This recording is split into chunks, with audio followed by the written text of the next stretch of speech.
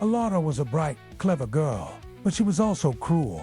She shoved people in the hallway, called them names, and threw bits of food at the quiet ones. Everyone knew she was a bully, but no one stood up to her, until one day something amazing happened.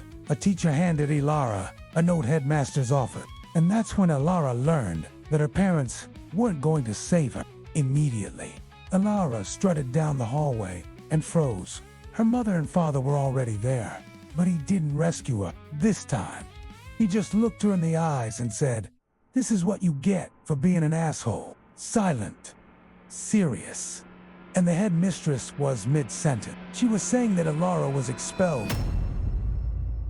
Elara's stomach dropped. She wanted to scream, but all she could do was watch as her parents calmly left the room. The next day, Elara arrived at school to find the headmistress waiting for her with a trash picker and a vest and a garbage bag. 30 days of community service, the headmistress said coldly. "This is your new classroom." Elara turned to her father, her eyes wide with fear. "Help me, Dad," she whispered. "I'm gonna tell you a story about a girl who stopped saying please and thank you. It's actually a story about a girl who became her friends. The teachers called her a joy to have in class. The teacher wasn't looking, so they thought they'd be safe. But Elara saw who they passed the ball to. It was Maya, the quiet girl who always sat by herself. That's why it's important for parents to check the kind of friends their kids keep, because they might wake up one day and not recognize their own child. Everyone thought Maya was weird, and the cool girls would often make fun of her for being so shy. Elara knew Maya felt bad, so when she noticed a paper ball flying towards her friend, she called out, "Hey, what's that?" The girls all turned to look at her. The girl holding the paper ball quickly hid it behind her back. Then one of them leaned over to Elara and whispered, "If you don't laugh with us, we'll laugh at you." Elara felt a lump forming in her throat. She didn't want to be like these girls, but she didn't want to lose their friendship either. So she picked up a paper ball that was lying on the floor, aimed for an empty desk, and threw it.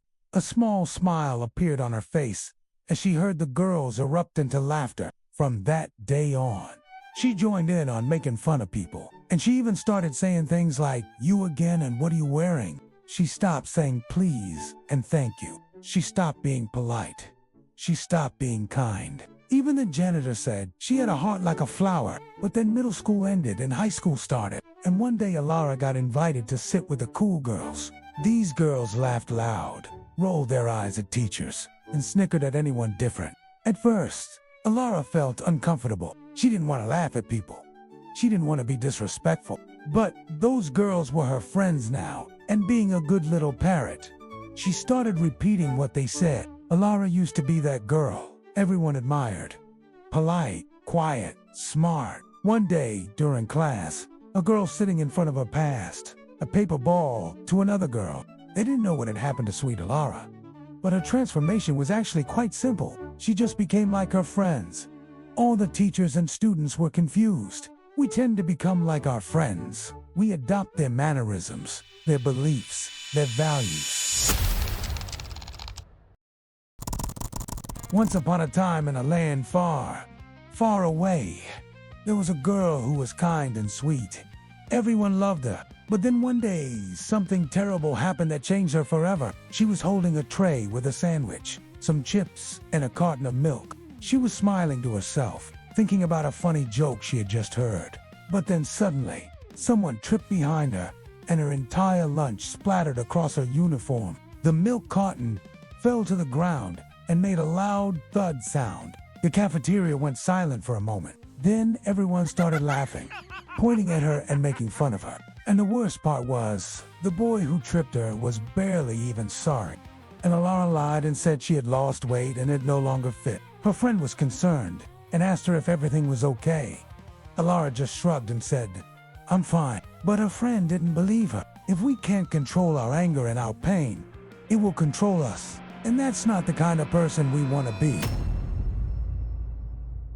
She knew something was wrong, but Elara never told anyone what she was going through. She was too afraid that if they knew the truth, they wouldn't be her friends anymore. He just stood there laughing at her, while she stood there frozen in shock. She pushed everyone away and became the most feared student at the school. But behind that tough exterior, Elara was just a scared little girl who didn't want to feel powerless ever again. She felt her face burning with embarrassment, and she felt her body shrink in shame.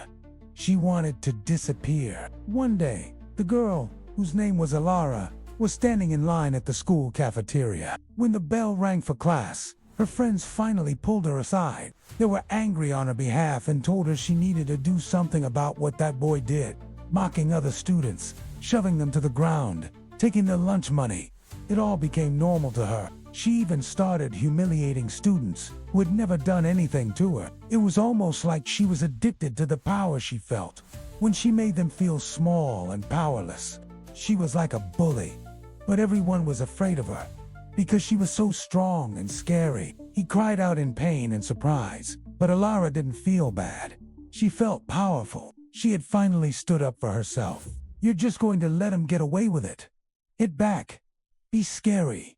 Get revenge, they said. And in that moment, Elara knew they were right. She was so ashamed of what she had become that she started wearing baggy clothes to school so that no one would notice her. She was hiding her true self from everyone, including her friends. They did unnote that she was the same girl who used to sit in the back of the class daydreaming about becoming an artist. She couldn't just let him win. She had to do something. So when she saw the boy walking down the hallway, she cornered him and shoved him as hard as she could into the lockers. But as the days went by, she found herself wanting more of that feeling.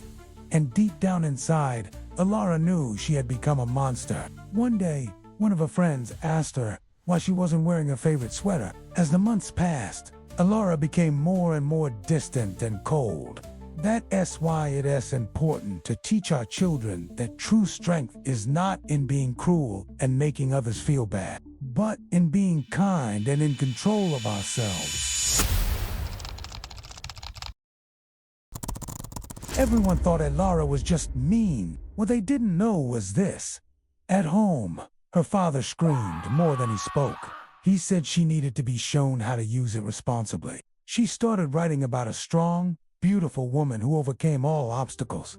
And as she wrote, I saw her become that woman. She blossomed. Her grades improved. She became the happy, healthy young lady everyone saw. But I knew the real magic happened inside her heart. Well, I saw something in Elara that day that no one else did. I saw a scared little girl trying to be big and bad so no one would see how small she really was. I took her to the counselor's office and asked her to close her eyes and picture her home life. Then I asked, what do you want your life to look like? She opened her eyes and said, like a movie with a happy ending. I told her, you are the author of your story. You get to decide how it ends. Then I asked her to write about her ideal family. We talked about how her story could have a different ending, one where she didn't have to be scared anymore. Her mother cried in the laundry room. Dinner was either silence or tension, so thick it choked. So Elara brought that chaos to school. She couldn't yell at her dad, so she yelled at weaker kids. Discipline corrects actions, but empathy heals roots. Thank you. She couldn't push her mom away, so she pushed her classmates in the hallway. She thought if she controlled something, anything, she'd feel less small. But bullying didn't make her powerful. It just made her her father's shadow. A teacher once told me that Elara reminded him of a young girl who had just gotten her power. After that day, we worked together to change the ending of her story. You see, before judging a child for their behavior, ask, what storm are they surviving in silence?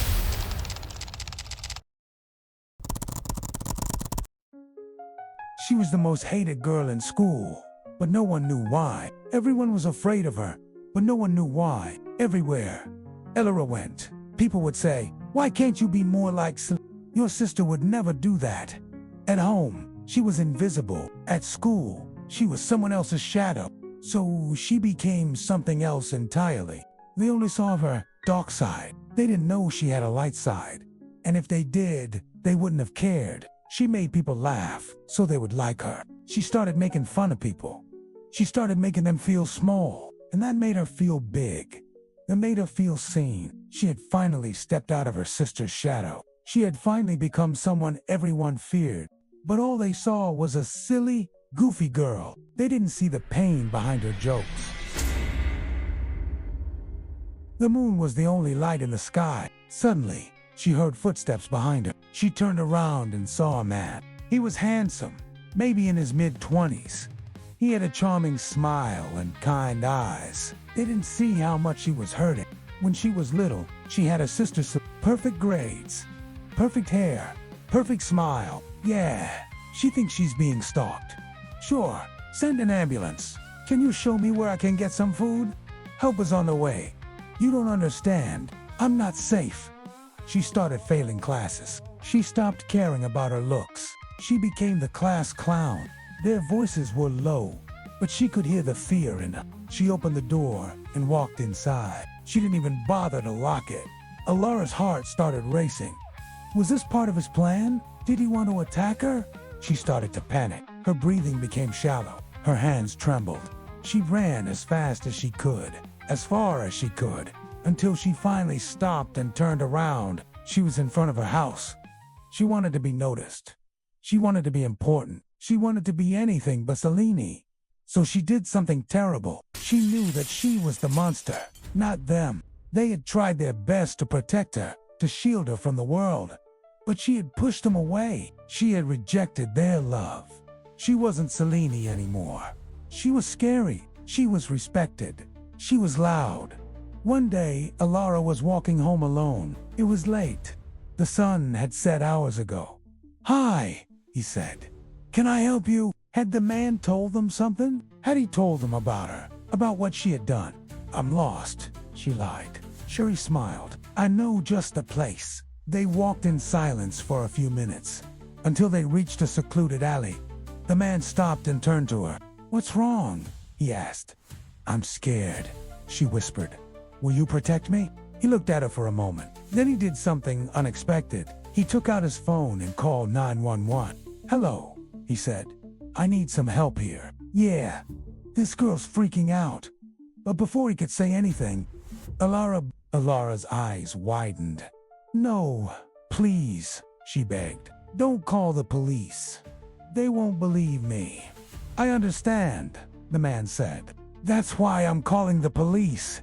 Now stay right here. What if she really isn't safe?" He hung up the phone and turned to her. She had spent so long running that she hadn't realized she was back home. As she crept down the hallway, she heard her parents talking. "What if she's right?" her mother whispered. Elara froze. What did they know? Why were they scared? She wanted to confront them, to demand answers. But she couldn't, because deep down, she knew the truth, and now she was paying the price.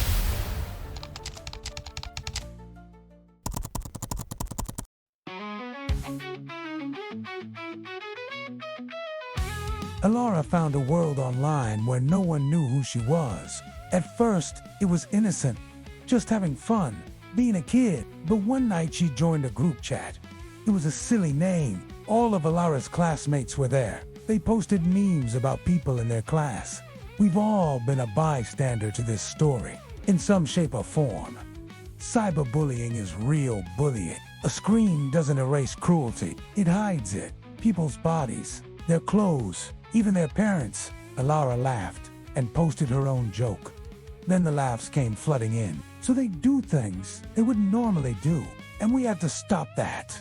We have to stop that thinking. When her classmates started bullying her in real life, she became extremely sad and lonely. No one wanted to be her friend. So remember, before you hit that post button, ask yourself, is what I'm about to share kind? Is it helpful?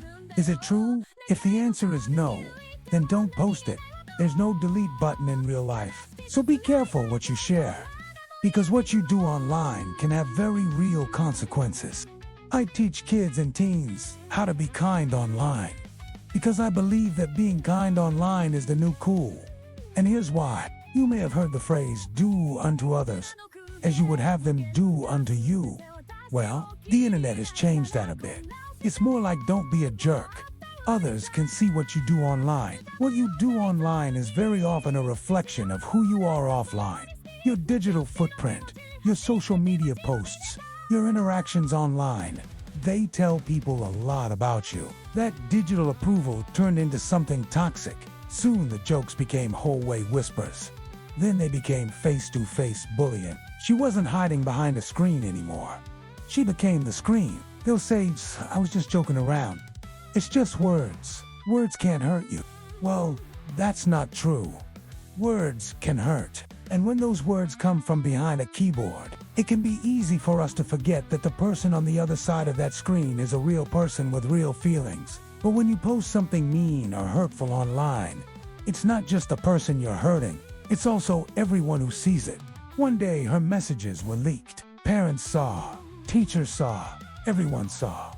And her mask shattered. We've all seen it. When kids are behind a screen, when they can remain anonymous, they think no one will find out. Hi, I'm a tech educator, and if you're a bully, if you're cruel online, chances are you're a bully in real life, too. Some bullies might deny it, and it's Elara learned the hard way. What you do online can have very real consequences.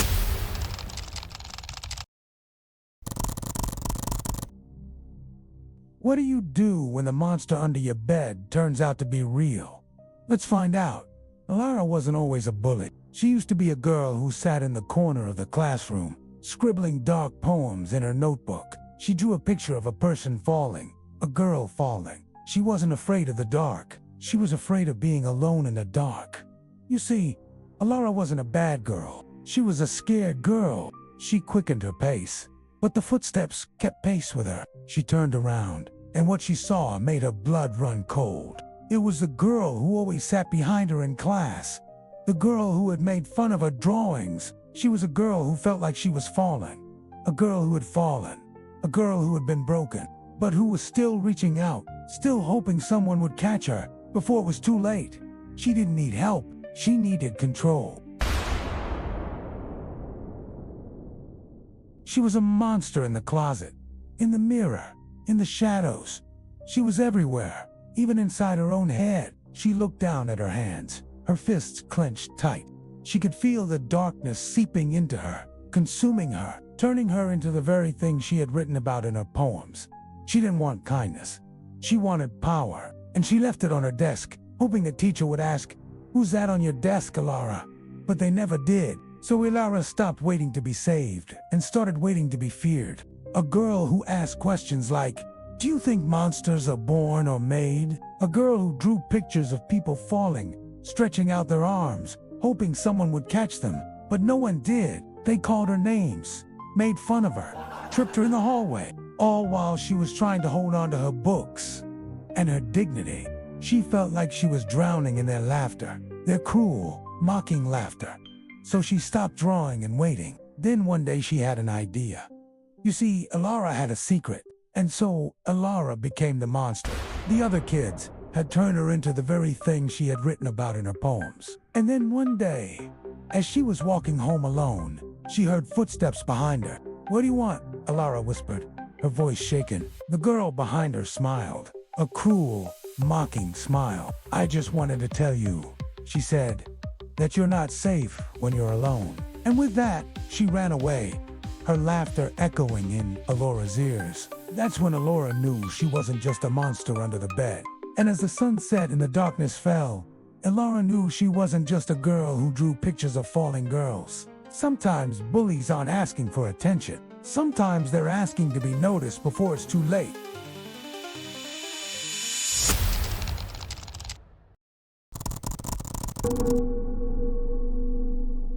It was a quiet morning. Elara had changed. She wasn't loud in the hallways anymore. Didn't laugh when others tripped. Didn't toss food or words like weapons. She walked softer now, but guilt still followed her like a shadow. And then she heard it, a soft sob. Behind the restroom door, she paused. The kind of cry that felt too familiar. Not loud, not attention-seeking, just broken. She opened the door slowly, and there, curled on the cold tile floor, knees hugged to her chest, was a girl she recognized. Someone she used to target. Makeup smeared, shoulders trembling. A version of pain Elara knew far too well. She stepped forward. "Are you okay?" The girl didn't look up. "Go away." But Elara didn't move. She quietly slid down the wall and sat beside her. Not to explain, not to fix, just to be there. "I used to cry like this too," she said. "Alone, angry, loud on the outside, but empty inside." The girl turned, startled. "Why do you do it? Why me?" Elara looked at the floor, then at her own hands. "Because I thought if I could break others, I wouldn't feel so broken myself." Silence filled the room. She didn't ask for forgiveness. She didn't deserve it, not yet, but the girl stopped crying. And for a moment, neither of them spoke. They just sat. Two stories, one lesson. Sometimes our greatest fears aren't what we think. Sometimes redemption isn't a happily ever after. It's the courage to face the consequences of our actions. Elara didn't have the right to be there. She didn't have the right to help. But maybe, just maybe, she could start by simply acknowledging the pain she had caused. Maybe that was the first step towards making things even a little bit better. The ending is up to you. What would you do in Elara's situation? Would you confront your past, offer a helping hand, or would you let the silence speak for you? Share your thoughts below. And don't forget to hit that subscribe button for more stories like this one. Until next time.